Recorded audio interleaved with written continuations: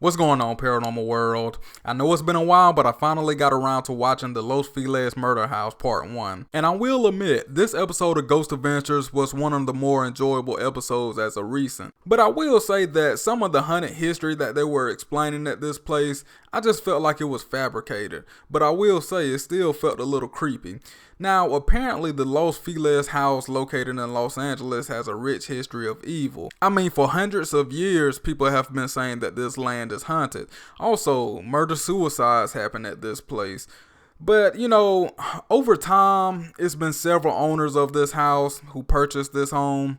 And from what witnesses and neighbors have been saying and seeing, they said that all the owners have been acting strange and just complete weirdos. But originally Dr. Harold Perlison, I think that's how you say his name, he was the original owner, and he just flipped one day, and more than likely it was due to mental illness. He murdered his wife and one of his daughters before killing himself. And again, it's hard to dissect or distinguish if things like this are legit between mental illness and someone actually being possessed by an evil entity.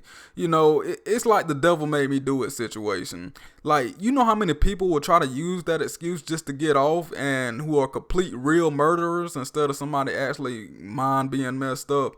And that's a whole nother situation. But anyway, the Ghost Adventures crew do the typical walkthrough at the home, and Billy begins to take pictures of the property. And in one particular photo, he captured this manifestation of what seems to be some type of hand. And, it looked like a skeleton hand. But as the walkthrough continues to go on, the Ghost Adventure crew is affected by a plethora of things. And of course, Zach Bagans is at the top of those things. Now, Zach claims that he felt the house shake a little bit. And he also said that, he felt some wind gust, like, I guess, some air blow by him and stuff like that. And he also smells sulfur, and we already know what that's associated with. And the crew also heard some footsteps, and then I think Billy pulled out the EVP device, and he started to get some EVPs, and the tri-field spiked a little bit. But here's something that was random in this episode. Kevin Frazier joined the Ghost Adventures crew this episode. Now, if I'm not mistaken, I think he's been on Ghost Adventures before, or maybe it was Entertainment Tonight. Maybe that was an Entertainment Tonight exclusive. But he was walking around Zach Bagans' Haunted Museum. But, as you can see, Kevin Frazier and Zach Bagans have a great relationship. And, Zach Bagans has a great relationship with ETV and TMZ. I mean, it seems like Zach Bagans is on TMZ every other day, or at least his Haunted Museum, something happening at his Haunted Museum. But I guess that's great to have that exposure. But anyway, towards the end of this episode, they captured some stick-like figures on the SLS camera. And, it was around Kevin Frazier. And that was basically the end of part 1. Now, this episode, it didn't involve no real deep investigation, but more of a thorough walkthrough. But I'm curious to see what will happen in part 2, because I haven't watched it yet.